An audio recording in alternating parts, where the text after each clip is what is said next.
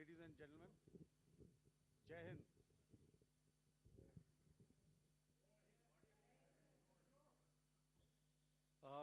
Welcome to this special press conference on Operation Sindoor. We will begin with opening statements by the three senior officers to my right here, who have been directly overseeing operations during Operation Sindoor.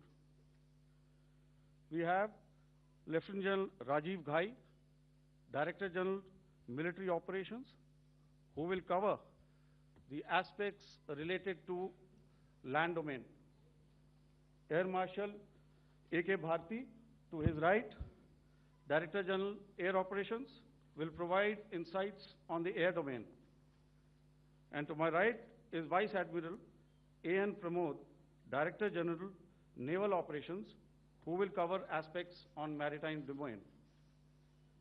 Following their briefings, we will move on to the question-answer session. I now request the DGMO to commence the opening brief. Thank you, Sandeep. A very good evening to all of you, ladies and gentlemen.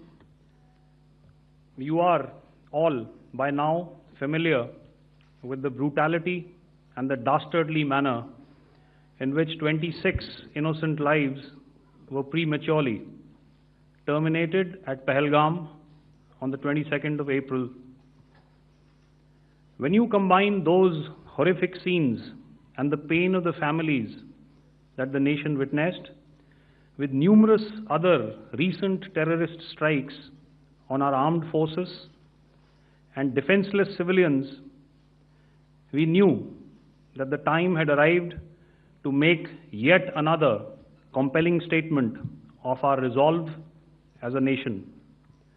Operation Sindoor was conceptualized with a clear military aim to punish the perpetrators and planners of terror and to destroy their terror infrastructure. What I do not state here, of course, is the often stated determination of India and its intolerance to terror.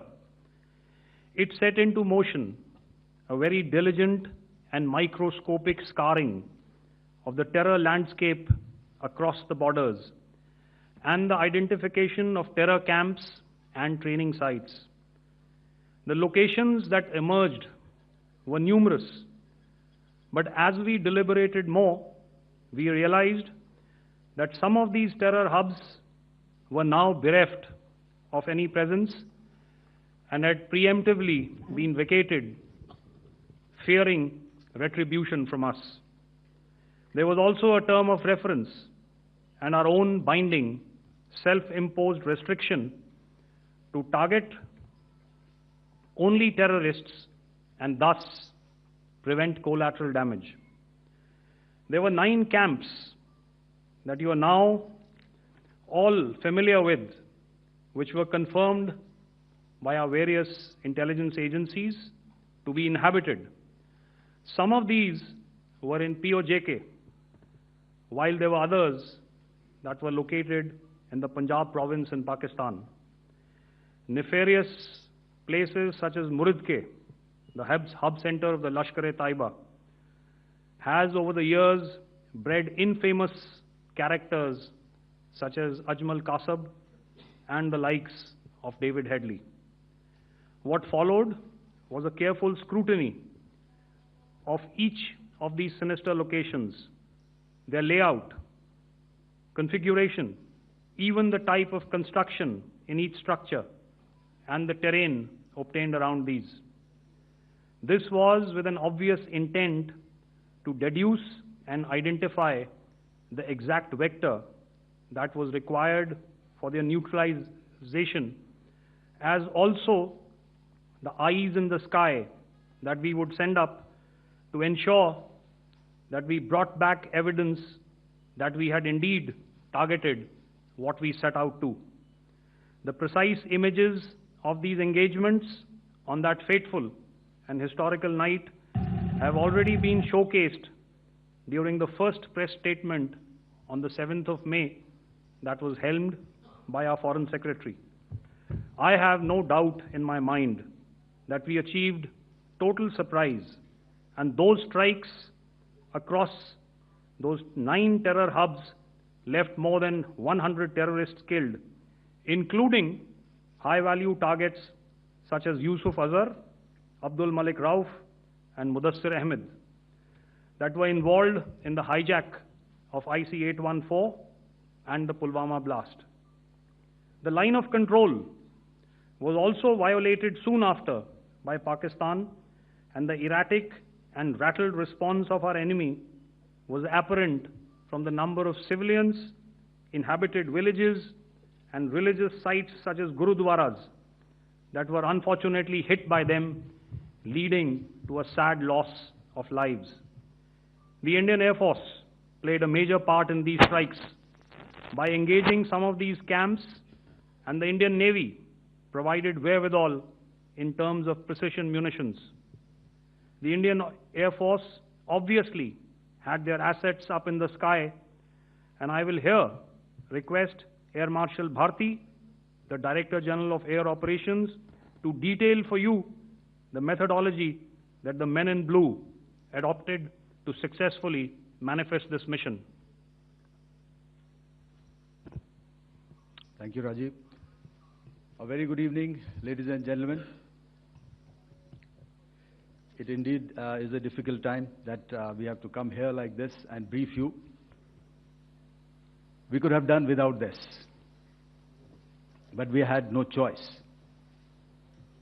As the DGMO has detailed, the event was precipitated by the dastardly act at Pahalgam. The sequence of events have already been detailed.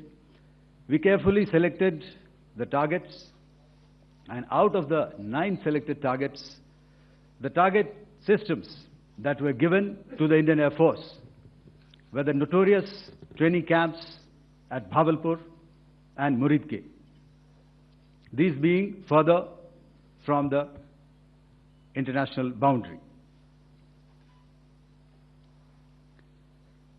Through critical target system analysis, we analyzed what was to be done to annihilate these targets and plan to engage these targets with precision air-to-surface guided munitions so as to avoid collateral damage. The modalities of planning process I will not go through at this instant.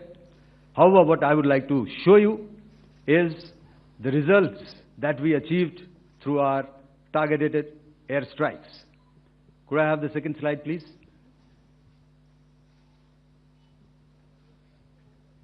Yeah, change, please.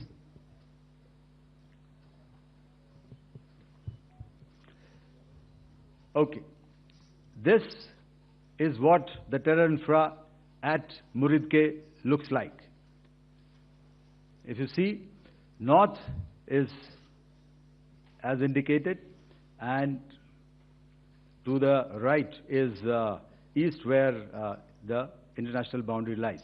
Could we have the next slide, please?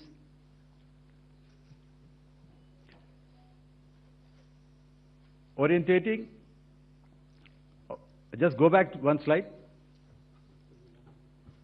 Okay. Please have a look at this red building, the series of buildings out here, and this empty ground. Next. If you relate, the empty ground is here, and you see this is the first weapon that is impacting. This is the impact point number 1 on Muridke training camp with our precision guided weapons on early morning 7th.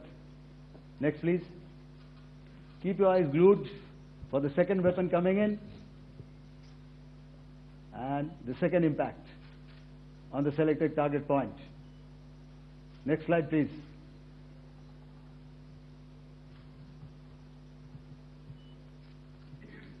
Third weapon, third impact.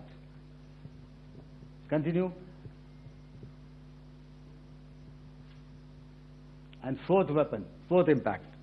So through these targeted and precision targeting, we addressed the target at Murid Cave, which was the turning infrastructure.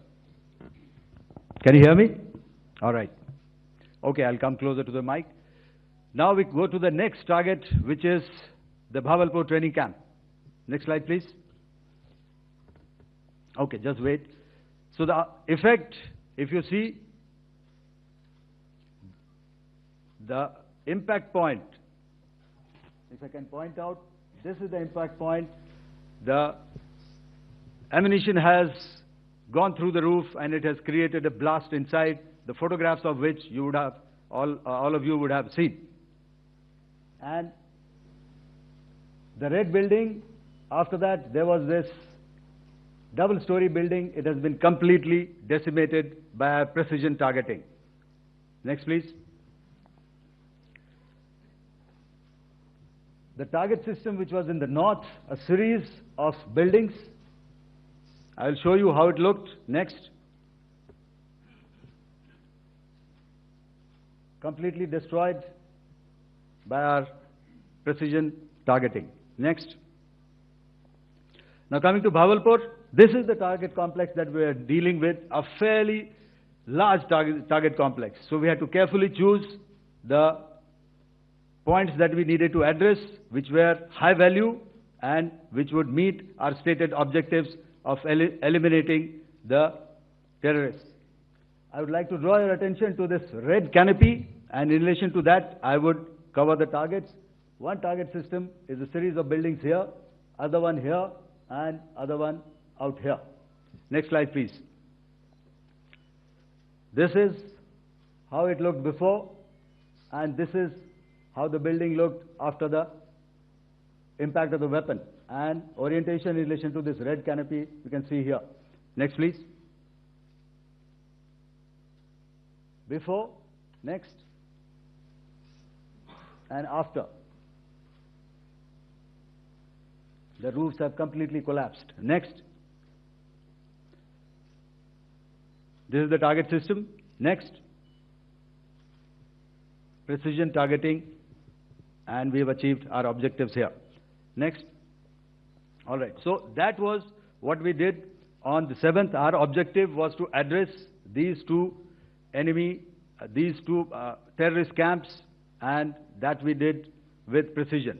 And thereafter, we maintained a robust air defense posture, because remember, our objective was to target the terrorists and terrorist infrastructure, not any other infrastructure, not the Pakistani military, not the Pakistani any other infrastructure. So that is what we have maintained on the 7th of May.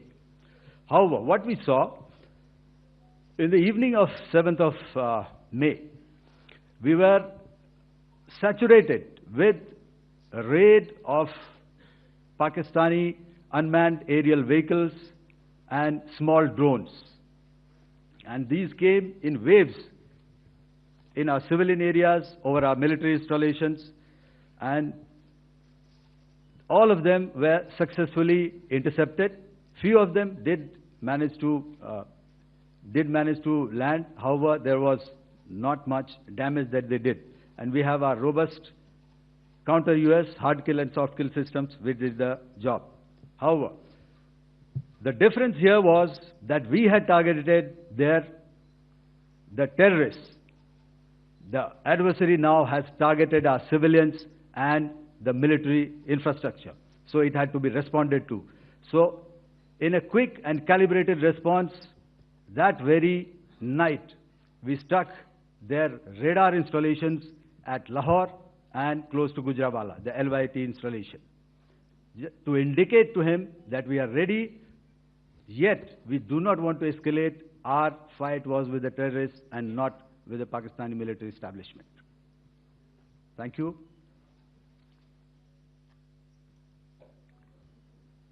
Thank you, Air Marshal Bharti. So, ladies and gentlemen, he's outlined operations not only on the night of 6th and 7th of May, when Operation Sindoor commenced, but also on the subsequent night. Being well aware and familiar with the congenital and impulsive nature of our adversary, and even though we did attempt to reach out and communicate our compulsions to strike at the heart of terror to my counterpart in the immediate wake of Operation Sindoor, the request was brusquely turned down,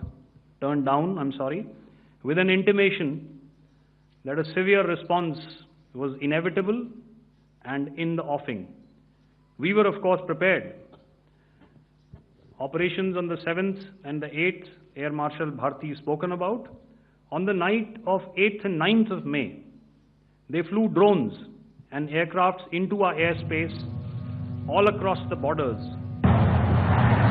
and made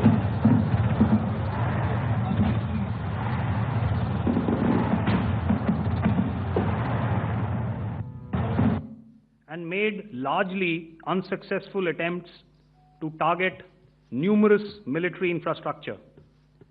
Violations on the line of control by Pakistan also commenced yet again and precipitated into fierce arty engagements. The air operations on the night of 8th and 9th of May, I'll yet again request the DG Air Operations to cover.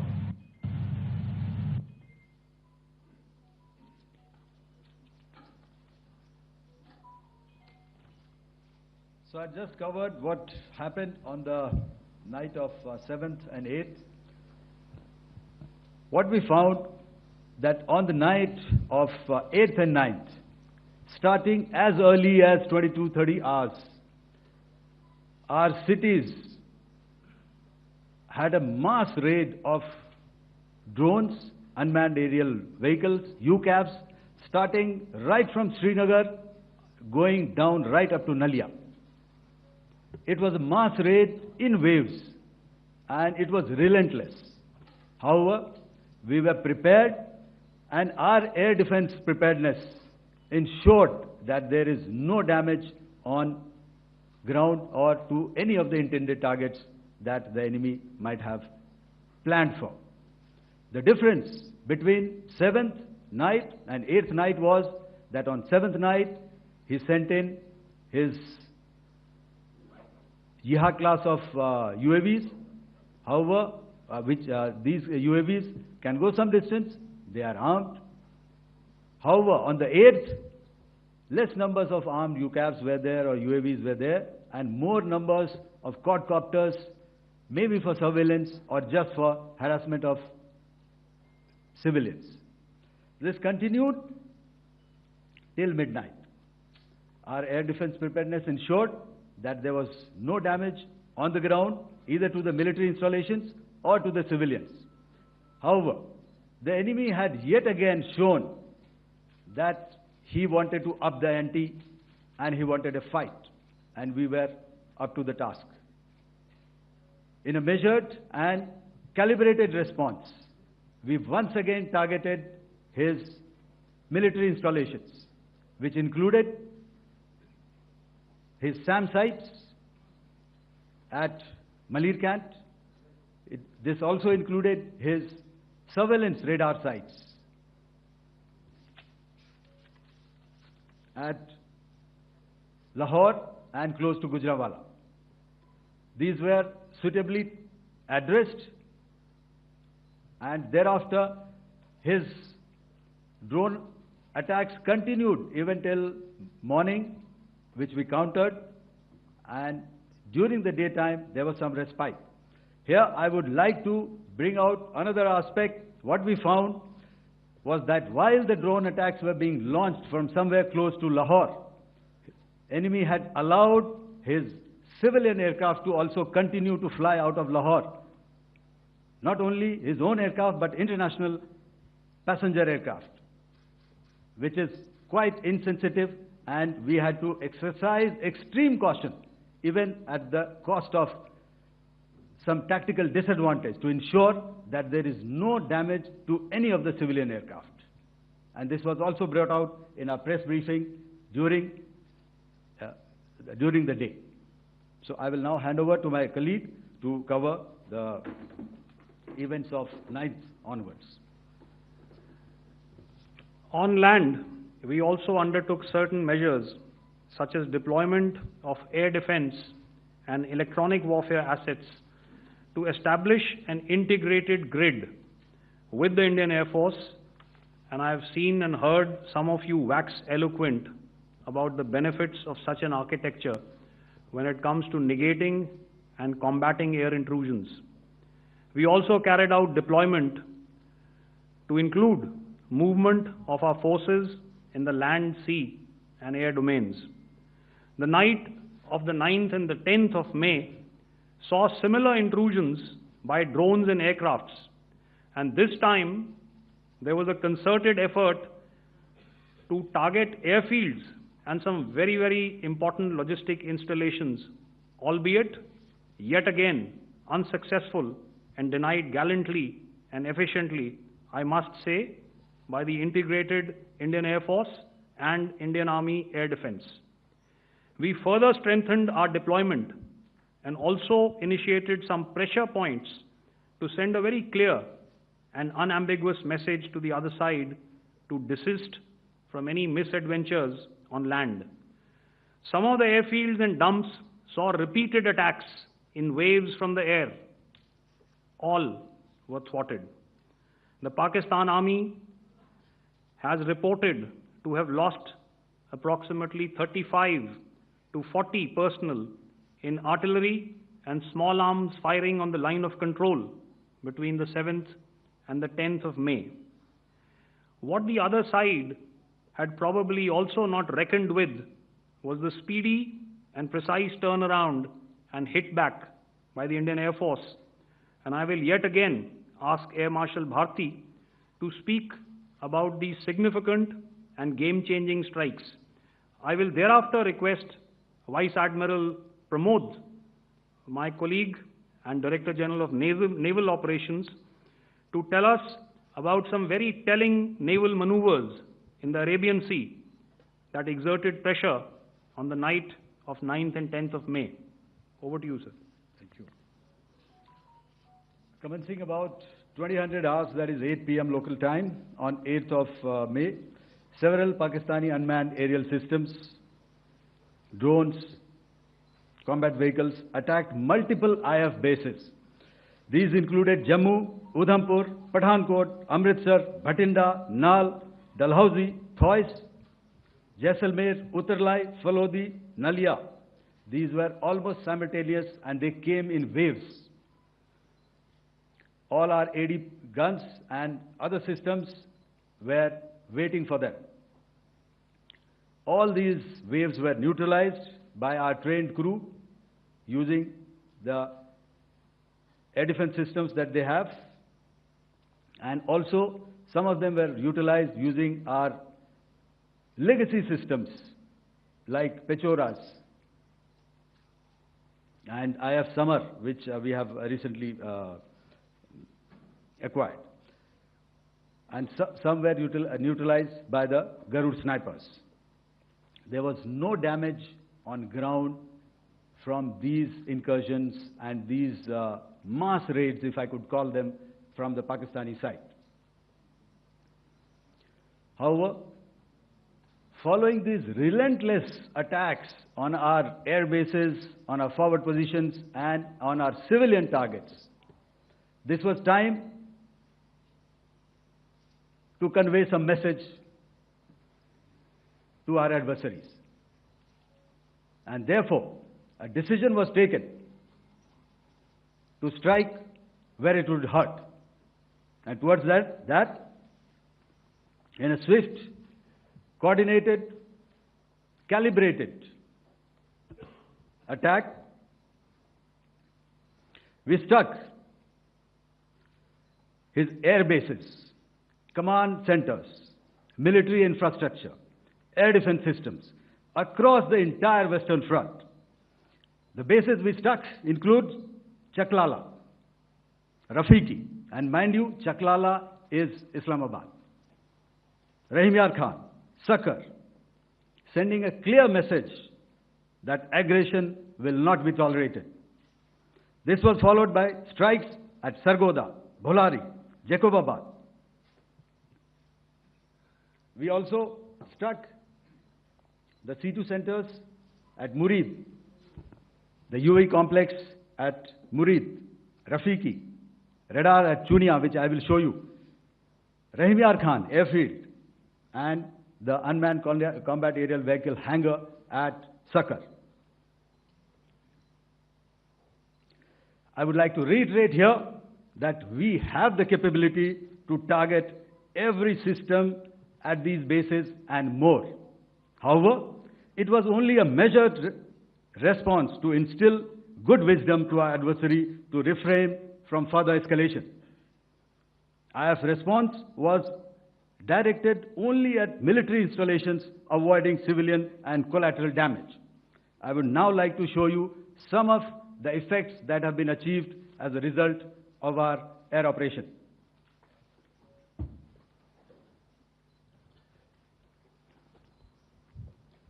Here is the Pasrur air defense system, if you could see. Zoomed up view, this is the radar mounted on a high tower. And after the strike,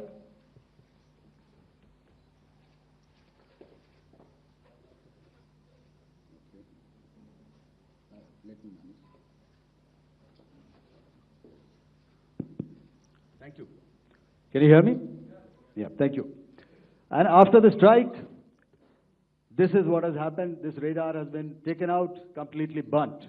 Next slide, please.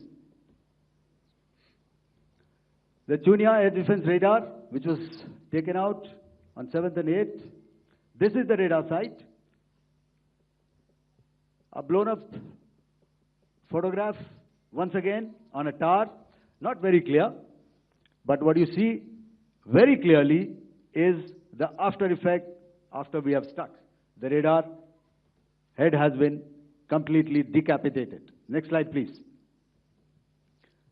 Arifwala air defense radar. In this complex, you see how it looked before, blown up image, and after really blown up. Next. Now coming to Sargodha airfield.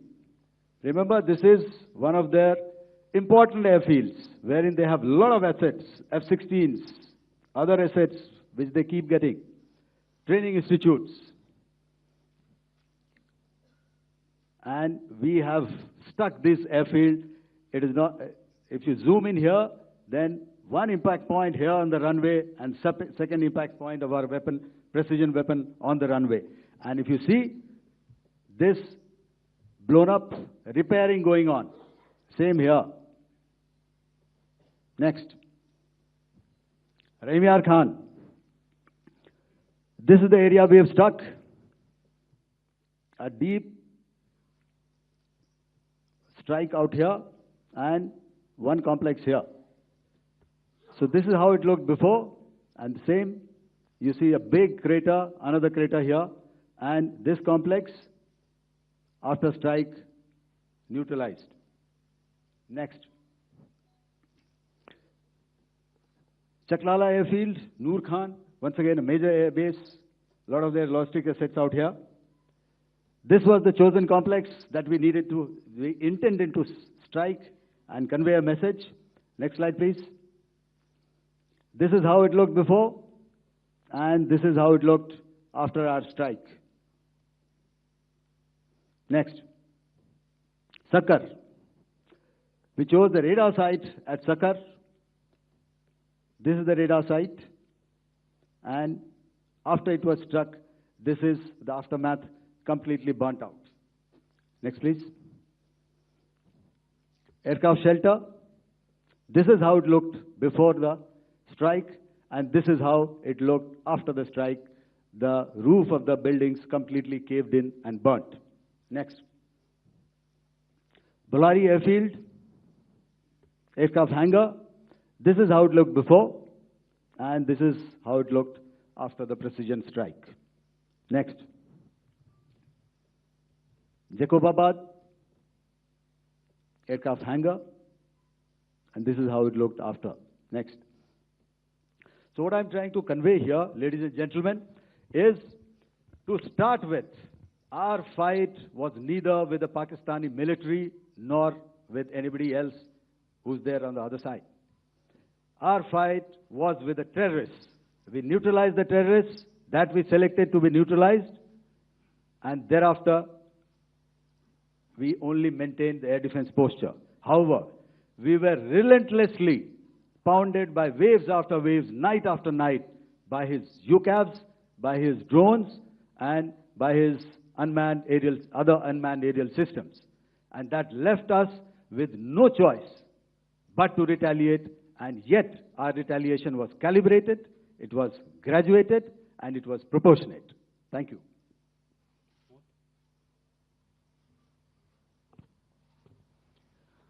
Good evening, ladies and gentlemen. In the aftermath of the cowardly attacks on innocent tourists at Pahalgam in Jammu and Kashmir by Pakistani-sponsored terrorists on 22nd April, the Indian Navy's Carrier Battle Group, surface forces, submarines, and aviation assets were immediately deployed at sea with full combat readiness in concert with the Joint Operation Plan of the Indian Defence Forces. You may be aware that we tested and refined tactics and procedures at sea during multiple weapon firings in the Arabian Sea within 96 hours of the terrorist attack. The aim was to revalidate our crew, armament, equipment, and platform readiness to deliver various ordnance on selected targets precisely. Thereafter, our forces remained forward deployed in the Northern Arabian Sea in a dissuasive and deterrent posture with full readiness and capacity to strike select targets at sea and on land, including Karachi at time of our choosing. The forward deployment of the Indian Navy compelled Pakistani naval and air units to be in a defensive posture, mostly inside harbors or very close to the coast, which we monitored continuously. The Indian Navy maintained seamless maritime domain awareness throughout the duration and was entirely aware of the location and movement of Pakistani units. In effect, we had and continue to have good battle space transparency using our maritime domain awareness grid. As you are aware, our response has been measured, proportionate, non-escalatory, and responsible from day one. Accordingly, the calibrated approach considered all options, including the ability of the Indian Navy for offensive action from and at sea.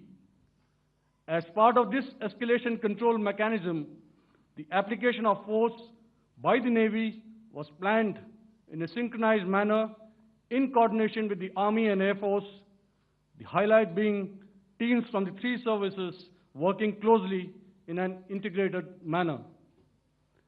Along with the kinetic actions by the Indian Army and Indian Air Force, the overwhelming operational edge of Indian Navy at sea contributed towards Pakistan's urgent request for a ceasefire yesterday. As we speak, Indian Navy remains deployed at sea in a credible deterrent posture to respond decisively to any inimical action by Pakistan or Pakistan-based terrorists. Thank you. Samnavarna, Jai Hind. Now I'll hand over to Director General Military Operations for further proceedings. Ladies and gentlemen, on the 10th of May, in the morning, even as we were getting into a huddle to wargame the events of the previous night, a routine exercise, I received a message on hotline from my counterpart in Pakistan seeking my willingness to communicate. Since our initial aim was to strike at terror camps, and all our actions in the subsequent days were in response to the intrusions and violations by the Pakistan Air Force and its army, it was decided that I would indeed speak with my counterpart. You are already aware I've seen it being covered on national television, that my communication with the Pak DGMO was conducted at 15:35 hours yesterday and resulted in cessation of cross-border firing and air intrusions by either side with effect from 1700 hours, 10th of May, after he proposed that we cease hostilities. We also decided to further speak on the 12th of May, that's tomorrow, at 1200 hours, to discuss the modalities that would enable the longevity of this understanding. However, disappointingly, and must I add, expectedly, it took only a couple of hours for the Pakistan Army to violate these arrangements by cross-border and across the line of control firing, followed by drone intrusions across the expanse of the Western Front through last night and in the early hours of the morning today. These violations were responded to robustly and dealt with as they must be. We have earlier today sent another hotline message to my counterpart highlighting these violations of the understanding between the DGMOs on the 10th of May and our firm and clear intent to respond to these fiercely and punitively, if repeated tonight, subsequently, or later. In this regard, I must inform all of you that the Chief of Army Staff has earlier today conducted a security review and has granted full authority to our Army commanders for counter-actions in the kinetic domain in case of any violation by Pakistan. In the end, I pay my solemn homage to my 5 fallen colleagues and brothers from the armed forces and civilians who have tragically lost their lives in Operation Sindoor. Our hearts go out to the bereaved families, and we express our solidarity to them in this lifetime and beyond, at this grave juncture in their lives. Their sacrifices shall always be remembered and spoken of in glowing terms by a grateful nation. We have thus far, ladies and gentlemen, exercised, and my colleague Pramod highlighted this, immense restraint, and our actions have been focused, measured, and non-escalatory. However, any threat to the sovereignty, territorial integrity, and safety of our citizens will be met with decisive force. Jai Hind. Okay, ladies and gentlemen, we are now open for questions. All right, now, since I would not know all of you, I would expect you to please raise the placard or your hand, and once I indicate, I expect you to please give out your name and the media group that you belong to. Keep your questions short so that we can take as many questions as possible. Also, ladies and gentlemen, kindly bear in mind that confidential aspects may not be answered by the 3 DGMOs. Right. I've got a lot of hands there. Let me start from the left. Left foot always in front when we start marching. So here we have to the left, okay. Yeah, 238. Hello. So this is Manas Pratimudyan from PTI, Press Trust of India. So the understanding that was reached yesterday on stopping the military operations and actions, was it for just 3 days? And what would be the cost escalation if there is violation of this understanding by the Pakistani side? And my subsequent question would be that we have a kind of ceasefire agreement with Pakistan that was finalized in 2003. So will there be some kind of similarities in frameworks between the two kind of understandings, 2003 ceasefire agreement and the current understanding on stopping military operations? And again, what are the costs that will be incurring on Pakistan if Pakistan again resorts to this kind of terrorist activities, because we have made it very clear that the cost will be very high. So I would like to have your thoughts on it. Okay, so I'll answer the latter part of the question first. I also want to add that while the initial ceasefire agreement, as you correctly pointed out, is of the 2003 vintage, but I must remind you that in 2021, in the month of February, and this was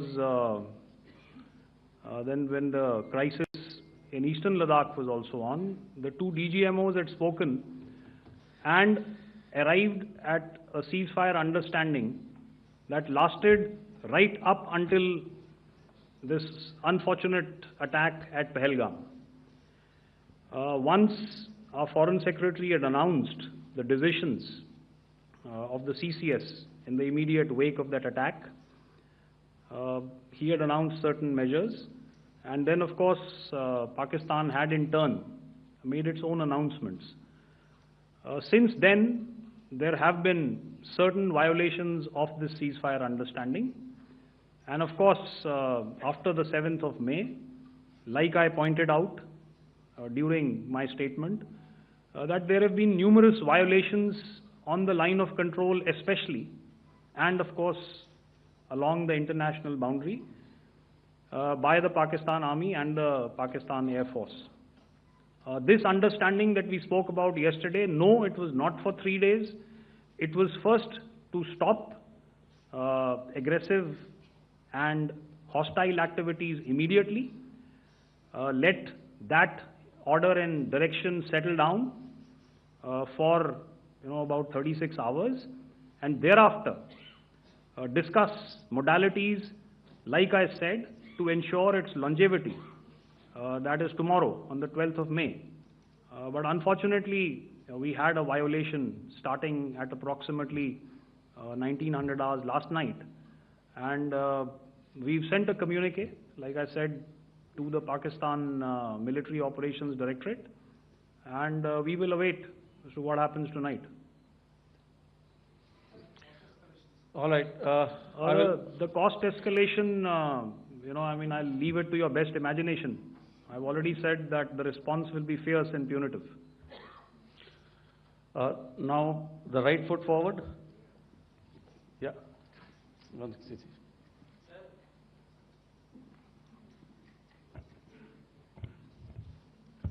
Sir, I am Ajit Dubey from ANI, sir.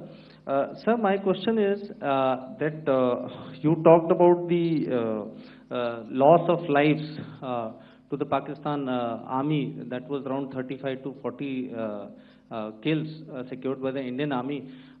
Sir, can you tell us what would be the total loss of life to the Pakistan Army in both Army and Air Force attacks, sir? And how good was the performance of the BrahMos, Scalp and the S-400 during the operations? And sir, since we have just one no line, multiple sir. questions, please. Sir, All right. and since sir, we have achieved such a spectacular, we have made good achievements in this entire operation, can we say that we have emerged victorious, or we have a big upper hand over the Pakistanis in this entire conflict? Thank you very much, sir. So I'll answer the question about the loss of lives on the other side. Of course, there are various means to ascertain that number. There is information from various agencies that come in.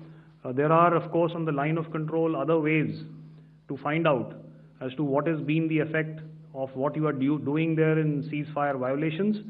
So therefore, I mentioned 35 to 40 on the line of control, and please remember that once Operation Sindoor was launched, the responses of the Pakistan Army were also on Indian Army or the Indian Armed Forces infrastructure. Let me put it that way. So that's why I did not cover casualties of the Pakistan Army, at least in the initial phases of battle, because those were not our targets. Our targets were terror-oriented, and of course later, once they launched air intrusions and air operations on our infrastructure, we've used heavier weapons, and of course there would have been casualties, but those are still being assessed. The effects of the weapons that you mentioned, I will request Air Marshal Bharti to apprise all of you about those. Good evening, Mr. Sujit. How are you? Ajit. Okay, we're meeting after some time. I never mentioned about any of the weapons that we used. Check. Okay. What I was saying, that I never mentioned of any of the weapons, the caliber that we used. All right, so we'll leave it at that. Those are matters of operational details which I would not like to go into. But suffice to say that whatever methods and whatever means we have chosen, it had the desired effects on the enemy targets. How many casualties? How many injuries? Well, to start with, our aim was not to inflict casualties, but in case there have been, it is for them to count. Our job is to hit the target, not to count the body bags. And the last part of your question, I wonder if you read out the tweet on ADG-PI at midnight once we'd done what we had to in Operation Sindoor. And that's credit to my friend here on the left. Justice has been served, Ajit. That is all that I will say. Ajit, I'll request you to, refrain putting words into his mouth. All right. Yeah, I'll come back to the left. 147. Sorry, 47. No, one more. 47. Did I see it here or? Yeah. Good evening, gentlemen. Sorry, 147, I saw it there. Sorry. Yeah, since I've already said, 147, start please. Hi sir, good evening. This is Shivam Patel from Reuters News Agency. Thank you for giving me the opportunity. My question, sir, is how many military targets did Indian Armed Forces strike in Pakistan in response to the attacks from Pakistan? How were these targets selected? And how many troop casualties have been there in total on both sides, if you can give details? Thank you. I'm sorry, where are you? I haven't spotted his... Here's to the right. Okay. Can you just repeat that for me, please? Sure, sir. So my name is Shivam Patel. I'm from Reuters News Agency. My question is, how many military targets in total did the Indian Armed Forces strike in Pakistan in response to the attack from Pakistan? How were these targets selected? And how many troop casualties have been there on both sides, if you can? So you're speaking of the targets that I mentioned in the wake of the attack at Pahalgam, right? Yeah, I think it's amply clear to everybody here that the Pakistan Army has not crossed the international boundary, neither in the plain sector nor on the line of control. So the intrusions have been in the air. There have been certain attempts on the line of control when ceasefire violations have been on to try and infiltrate and carry out and perpetrate activities that we are all very well familiar with. Whether these are by terrorists or by the Pakistan Army or its special forces and commandos is difficult to say, but each of these have been effectively thwarted. So therefore, as far as engagements of military targets on the other side is concerned, I thought Air Marshal Bharti covered those very well and in detail, and he also mentioned as to how they went about targeting those. I think those images were very clear and very, very graphic in telling us as to what we needed to hit. And you'll remember right at the outset I said that we even went into what was the construction in each of these locations, and therefore decided on the vector that had to be utilized. Please. Okay, if I could add to what the DGMO has said, I have already detailed the targets. Now, whether it is X numbers or Y numbers is that is immaterial. And what damage have we inflicted? You have seen. What are the casualties on the other side? As I said, that is for them to count. As far as we are concerned, from the air defense side, if they had a choice, they would have definitely come in. They are fighters, there are more numbers of UCAVs. It is not that they did not intend to come in. It is only that our robust AD posture prevented them from coming in. So that must be known, and that must be realized by all the audience here. Yeah, I'll come to the left now, 24.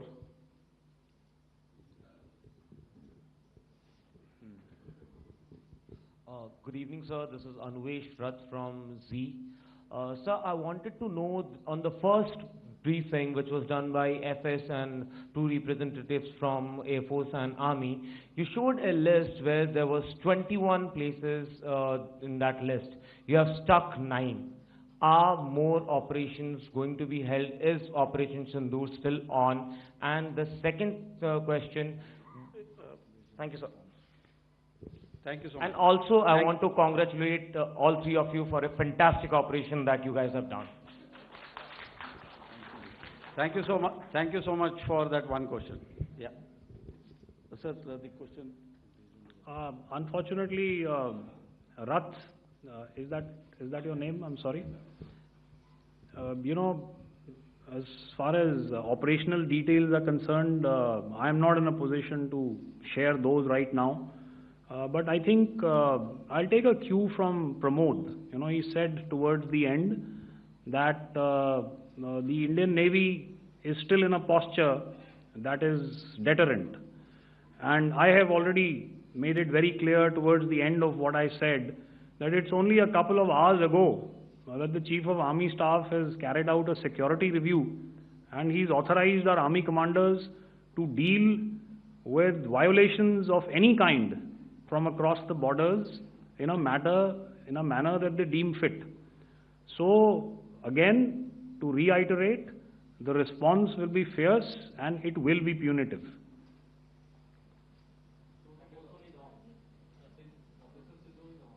Yes. 163. I'll go back this side now. Yeah, 255.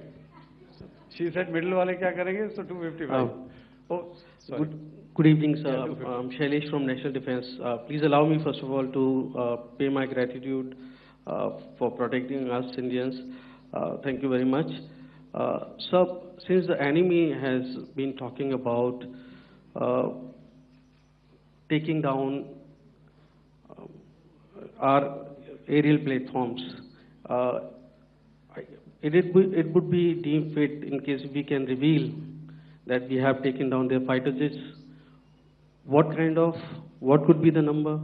Though you said that they may be not good to reveal the platforms, but since this has come from various quarters in Pakistan, so I believe that we need to answer, in case if you can, sir, if you may allow. The question is for me? Yes, sir. Okay, and if I get it right, you want to know how many of their planes we have downed? Yes, sir. Yes, sir. All right.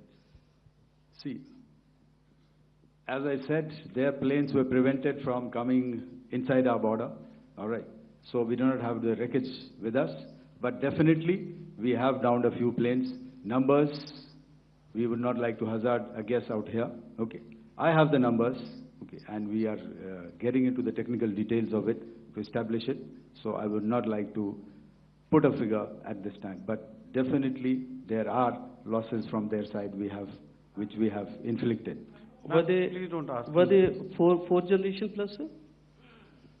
No, See, sir, you're putting words into my mouth. Why do you say fourth generation? Let us make it high tech. Thank you so much. all right. Yeah, 163.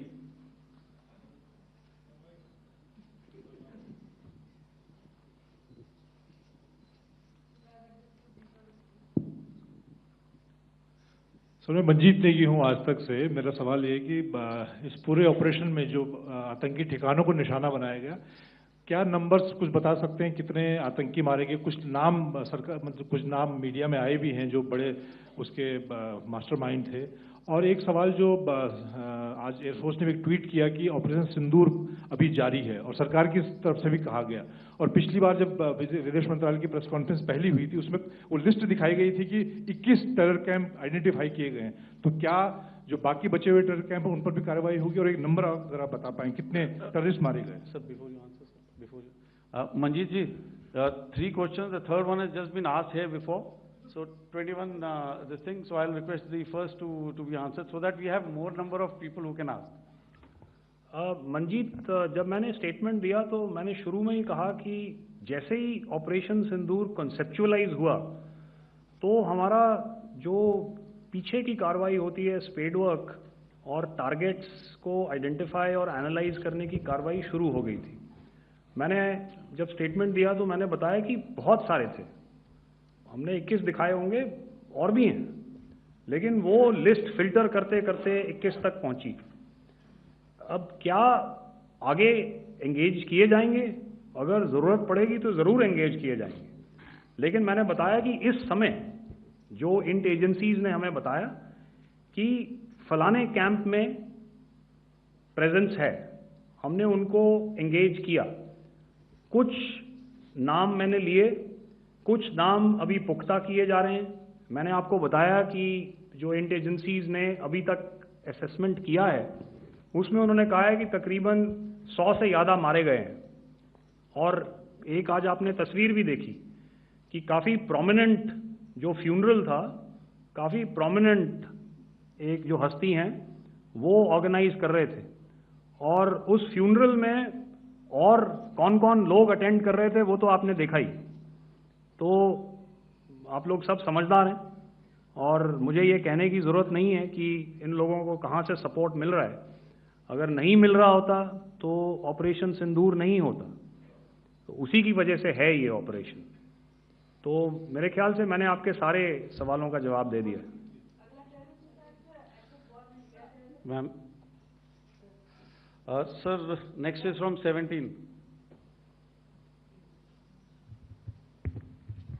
Sir मेरा नाम अंजू निर्वाण है, TV9 Bharatvarsh से।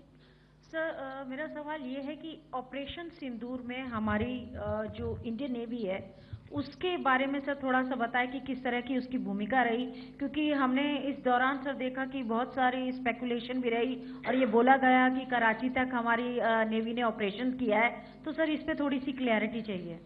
और sir हमने कौन कौन से फाइटर एयरक्राफ्ट डाउन किए हैं, अगर उसका भी थोड़ा सा क्लैरिटी मिल जाए तो अच्छा रहेगा।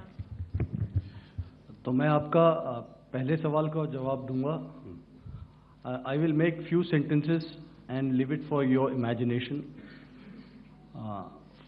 First of all, as I mentioned, we have quantitative and qualitative edge to deliver a massive blow to our adversary, and we completely dominate in the maritime front.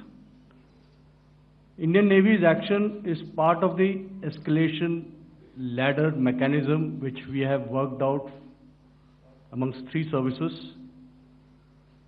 This time, if Pakistan dare take any action, and Pakistan knows it, what we are going to do. That's all. Okay. आपके सवाल का जवाब मैं पहले दे चुका हूं। आपके सवाल का जवाब मैं पहले दे चुका हूं, इसलिए मैं बस उस तक ही सीमित रखूंगा और इतना कहना चाहूंगा कि आने वाले दिनों में आपको खुद ही पता चल जाएगा, और ऐसी बातें छुपी नहीं रहती हैं, तो पता चल जाएगा। So at this time we'll just let it be. Okay, ladies and gentlemen, we have 1 or 2 more questions, sir. So please. They are going to be outside. You can speak to them there also. 104. 104.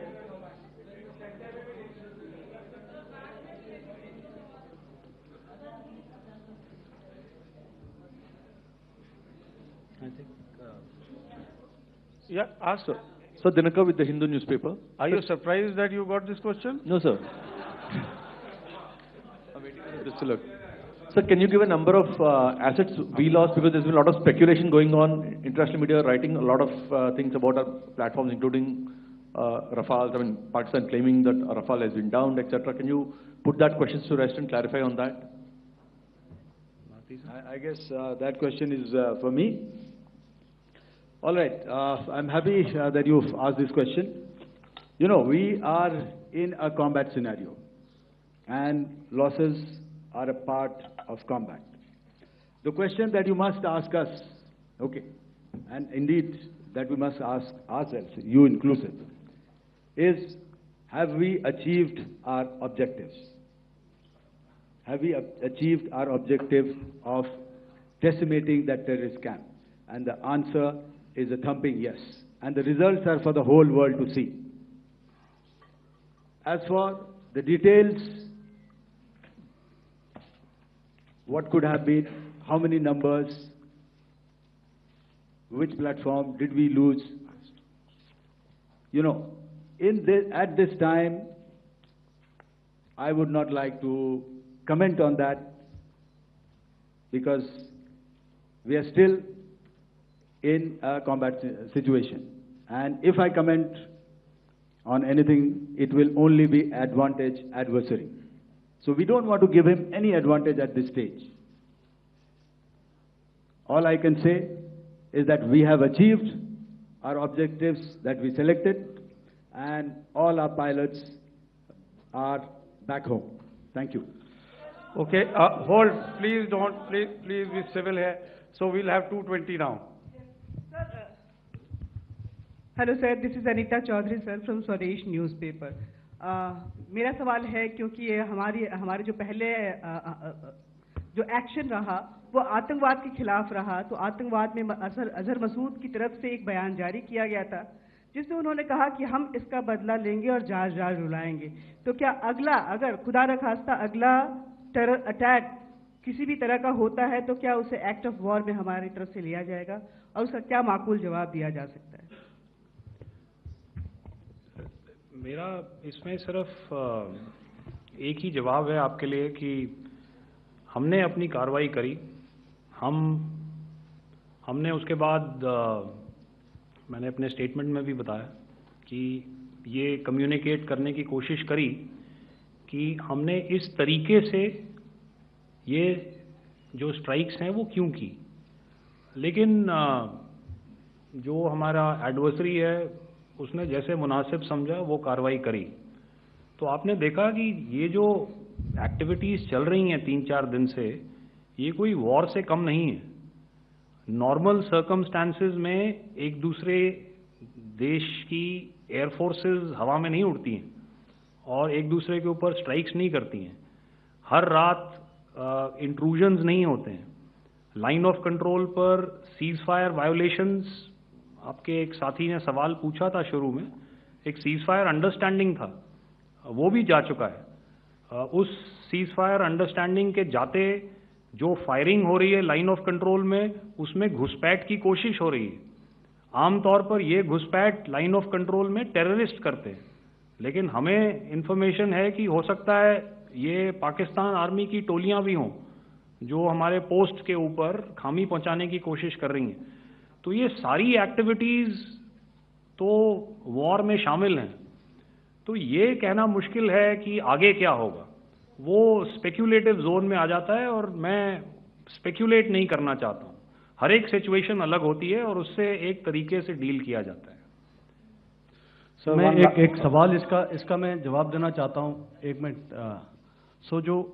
जो military होता, our main job is to prevent war and maintain peace and stability. So it is not that our response is a graded response. That means अगर किसी ने किया तो उसको graded उसमें किया, जैसे terrorist action हुआ तो what we did is a terrorist action and we destroyed all the terrorist camps. उसके बाद आपने देखा कि उनने थोड़ा सा कोशिश किया तो हमारे एयरफोर्स एंड आर्मी ने क्या किया, तो मिलिट्री टारगेट्स हैं उनको उनके ऊपर थोड़ा. So our aim is to maintain peace and tell our adversary that you do this and the response will be bloody. Okay, now as per the, please, we'll have 166 and 25, and after that, no more, please. Sir, this side. Ladies and gentlemen, please maintain, Sir, I this request side, you to please be quiet. Jal Ghai? No. This side, sir. We have only two questions left, 166. Okay, sir. Yeah, please ask. So I'm Rahul Singh from Hindustan Times, sir. So you were totally on top of the game in the kind of losses you've inflicted on the enemy. I mean, we saw the slides and everything. So it kind of comes across that you were batting it 99 and you decided to declare your innings. What are your thoughts on that, sir? And do you think, are you weighing the option of the Pakistan army using this time, buying this time of the so-called ceasefire or the understanding? And you talked about how they could not be trusted. So buying time to kind of build up their war reserves, getting stuff from their friends like Turkey or China, are we considering that possibility, sir? Look, see, the call came from the Pakistani side to speak about cessation of hostilities. What pauses mean during such conflicts is known to everybody. You know, I don't want to go into the pros and cons of how preparation for war is made. You know, that is a process in itself. But I think my senior colleague here, the DG Air Operations, spoke, or he alluded at least, you know, to what this operation was precisely and specifically meant for. And I think that's something that we achieved, you know, right at the outset. Had we had the option not to go further, we probably wouldn't have. But we've been compelled to be in this situation. And as you've seen, the armed forces of India, and you know, you've got the three Director Generals sitting here, we are always prepared to face any eventuality. And like I said, that's for the sovereignty, the territorial integrity, and the safety of our citizens. So whatever has to be done will be done. You know, I'm not so concerned about what Pakistan will do in this time. I'm only concerned about what we will do. We have a roadmap and a plan, and we will follow it diligently, and we will follow it to the T. You know, that's the contention that I want to make here today. Ma'am, please. Okay, the last question, and ma'am, 25, she has been asking since the first one. Sir, I'm Nandita. Sir. She's not asking a question. Sir, I'm Nandita Dagar, DAGAR from DD News and DD India. Sir, I wanted to ask you that my question is to General Ghai. Sir, you spoke to your counterpart yesterday and the Pakistani counterpart. Sir, what is the Indian Army's assessment that despite that agreement, that talk that you had, despite that agreement coming into effect at 1700 hours yesterday, why did they violate it? And number two, yesterday at the joint Defense Ministry and Foreign Ministry briefing, Wing Commander Vyomika Singh and Colonel Sophia Qureshi had told us that we have cited the Pakistani troops amassing at the borders and at the LOC. Sir, has that situation changed? Have they withdrawn? And sir, if in case, despite now there is a lull, of course, but if tonight again, if the enemy again carries out shelling and aerial intrusions through drones, what is going to be our response, sir? Thank you. So, without outlining the specifics of that response, I've already made it clear that there will be a response, and it will be fierce and it will be punitive. Why the Pakistan Army chose the option of violating the understanding that was arrived at earlier yesterday, I think that's a question that we best answered by the Pakistan DGMO. I wouldn't be able to, you know, give you that. But, you know, in situations such as these, and if you go back into any conflict, sometimes these understandings take time, you know, to fructify and manifest on ground. But without, you know, getting into the reasons. It is our mandate to be prepared at all times, and that we were. It's not as if because there was an understanding we weren't prepared. I must tell you that the armed forces were on a very, very high alert, and they continue to be in that state even as we speak. Oh, all right. Ladies and gentlemen, please, ma'am, please. Okay, thank you so much for coming today. Those who have missed asking a question, those who have missed, see, I knew I'll grab this attention from you like this. Those who have missed the opportunity to ask a question can give me a written one. I'll definitely get back to you with that. And also, they are they are invited for a cup of tea in my office day after tomorrow. Thank you, ladies and gentlemen, for coming. Thank you. Thank you very much. Jai Hind. Jai Hind.